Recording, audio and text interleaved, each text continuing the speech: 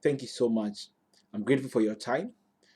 This the teaching series of teaching we are having, and then in series 8, there is your marriage will be a state of mind to the world, teaching on dating, courtship, and marriage. Also, you can follow me on my YouTube channel. I use the name Bismarck Osei on the YouTube channel. Watch my motivational messages I have for you. Watch them, subscribe them, and thank you for your blessing support you're giving me all this while. I also have these ebooks for you guys. Amazon and Gumroad, building your competitiveness in a crowded planet, $4. It'll be impossible to have this world without you. Also, $4. Your marriage will be a state of mind to the world, $4. $5.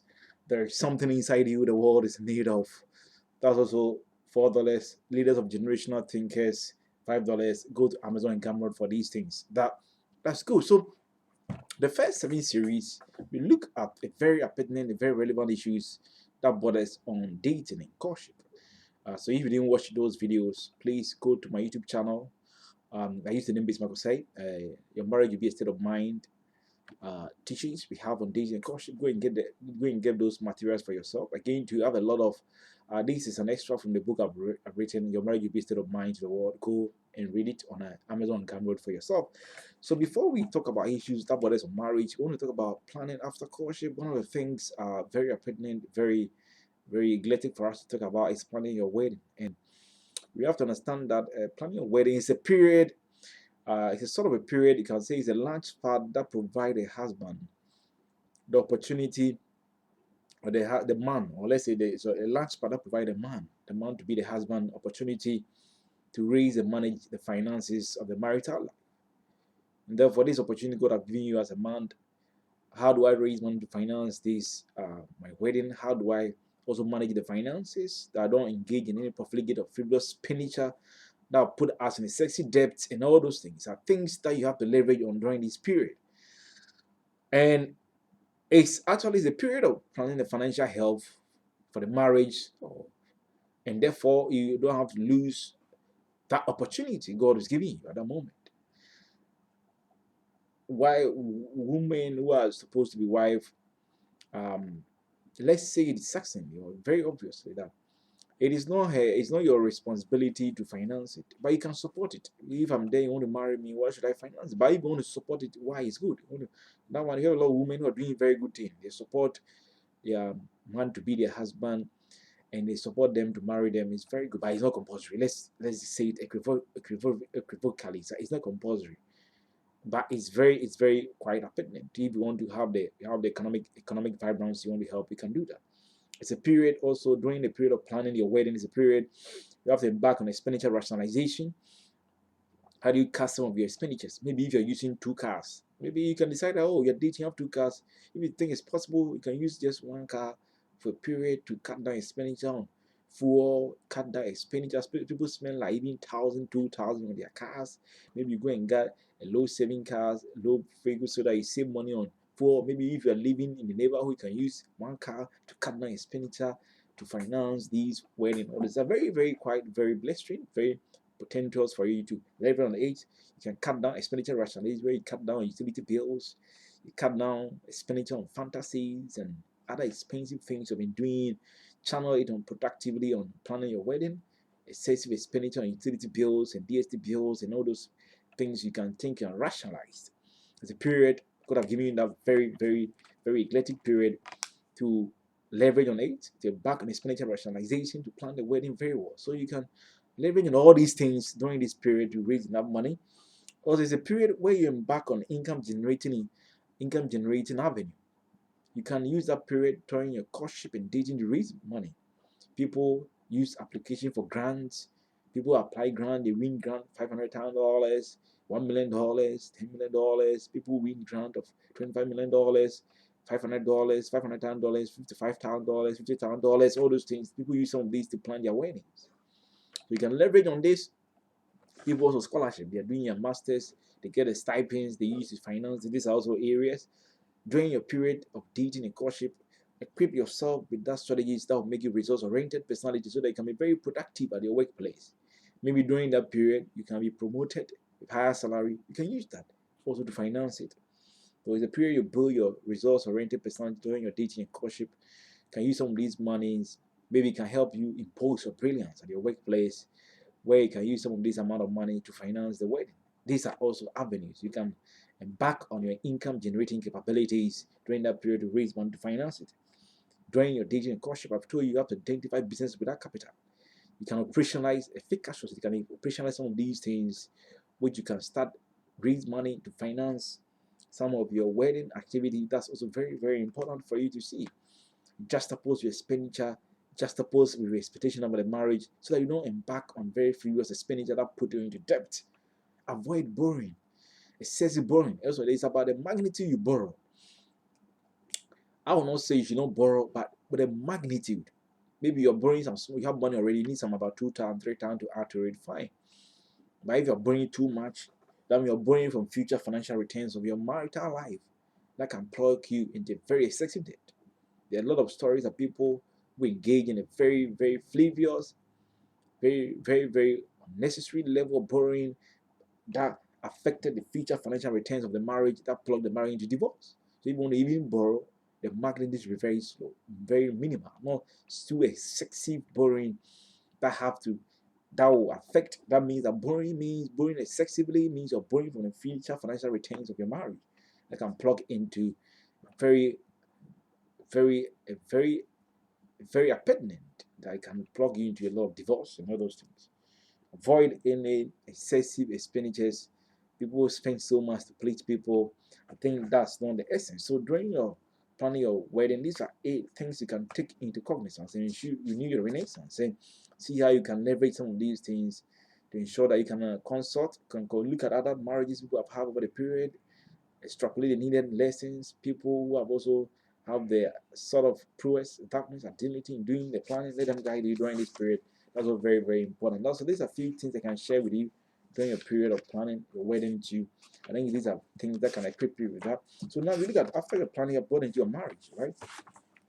So you want to take up some of the propellant or very robust ideas that will help you during your marriage. And some of the things, one of the things issue you want to address, one, always find something in your marriage you will celebrate. Number one, always find something in your marriage that you will celebrate. Most importantly, one of the strong incentives that propels marriage is to develop the attitude that always you have to find something in your marriage you have to celebrate despite any challenging times. Don't forget that it is true that if you're waiting for perfect person to marry, then you're waiting for perfect disappointment. So stop keeping store record of resentment and learn how to accept the past as it is and start focus on where you want to go from. So always, despite the challenging times, you need to celebrate.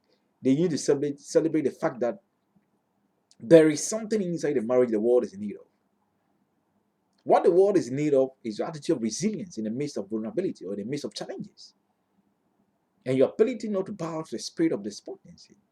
But even in the face of marriages, challenges, and all those things, you have built your resilience. You have been very resilient. And everybody faces challenges. Everybody faces challenges. Jesus during his ministry faced challenges. American country face challenges. If your marriage is facing challenges, everybody faces challenges. Maybe they face challenges in my life. It's a period that gives you a strong incentive and propellant to create your own world by building your resilience to deal with these challenges. And that at any point in your marriage, you have to find something to celebrate.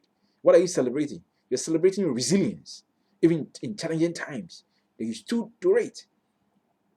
That you didn't bow to the spirit of despondency. That you might have lost a lot of things, but you have not lost your hope that things will get better. That's something you need to celebrate. It builds your resilience. The world, that's what the world is in need of in your marriage. Why is the world in need of? The world is in need of that to build its resilience, to deal with problems the world is being confronted with. Problems like marital problems, improper child upbringing, unemployment issue of child, climate change, and other related problems that have been very reverberative, very unpleasant, very abhorrent around us. The world needs resilience. The world needs resilience to build its ideas, build its ability to raise money to finance this. And that's what the world needs from you. The ability to build your resilience in your marriage, even in a time of difficulty. And that's something you need to celebrate. To always find something in your marriage, you have to celebrate. Because a period you want to learn how to enjoy and the period you learn how to enjoy and learn to enjoy and learn and enjoy your differences. The marriage is a coming together of two imperfect people who learn how to learn and enjoy their differences. Somebody said if Jesus had been married, Jesus would not have not gotten a perfect marriage. But the woman he married, the woman is not a perfect person. And it's true.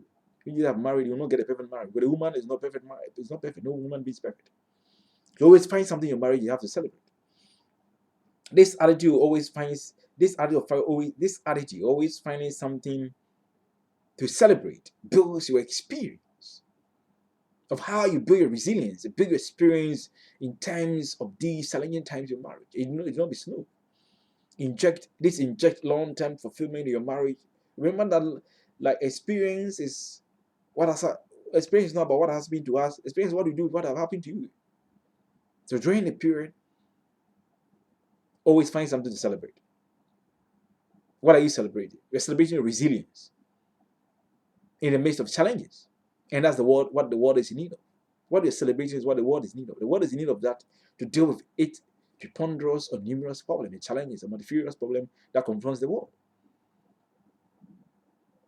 And you should be prepared to give the world that level of resilience out of your marriage. There's a man called Samson Kettle, and Samson Kettle was married to Angela Deckham. They were living in Gothenburg in Sweden. They married for 34 years. They relentlessly injected a sense of lifetime life fulfillment. They injected resilience, sense of accomplishment. Because they always find something in the marriage they want to celebrate. Indeed, they were lifters of other marriages that have been downgraded to fit the abhorrent situation in the city of Gothenburg. They worked towards and consistently and helped them to achieve them. So one of the ideas I want to put across in your marriage, one of the propellant ideas, always find something in your marriage you can celebrate. What are you celebrating? You're celebrating your resilience in time of challenges, and that's what the world is in need of. And remember that no matter the challenging times, there's something in the marriage the world is in need of. What does the world need? The world is in need of your resilience in time of challenges. The world needs that attitude from your marriage to solve its problems, to solve its marital problems, to solve its improper childbearing problem, to solve issues of climate change and unemployment. The world is waiting for that from you. I want to end this series 8. I want to remind you, thank you. Go to my Amazon, go to my YouTube channel. I use the name Bismarck Osei. Go watch my videos that I can stop your motivational message. I have a lot of these videos, motivational message for you. Watch them, subscribe to them. Again, to go to my channel, Your Marriage Will Be a State of Mind. I have a lot of series of videos on marital. And this is the 8th series. We are going to continue. Get them, leverage on them for me.